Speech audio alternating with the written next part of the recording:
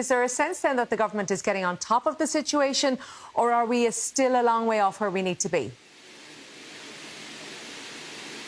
I think, Colette, the government is aware that this is a situation which can surprise them, and it has done multiple times over the course of the last 7 months since the invasion of Ukraine began.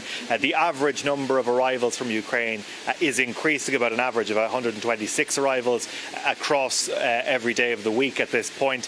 48,700 people have arrived in Ireland from Ukraine since the war began at the end of February. Officials believe that the number by the end of the year will increase to almost 60,000. Of the 48,700 who've arrived here, about 37,000 have needed accommodation. The vast majority of that is in serviced accommodation, that is to say in B&Bs, in hotels, in guest houses and repurposed accommodation. The government source is saying really that is not sustainable in the long term. They are hoping to move people out of that to more permanent structures, like, as you say, modular housing, which they anticipate could be in place in at least 2 sites by the end of the year. They also say that a new transit hub, something government ministers have been talking about for a long time, will be in place by the end of the year also. But the situation is complicated because it isn't just arrivals coming from Ukraine this year, which has department officials spooked. It is the number of people who are claiming international protection. The number of arrivals from countries other than Ukraine is effectively double what it was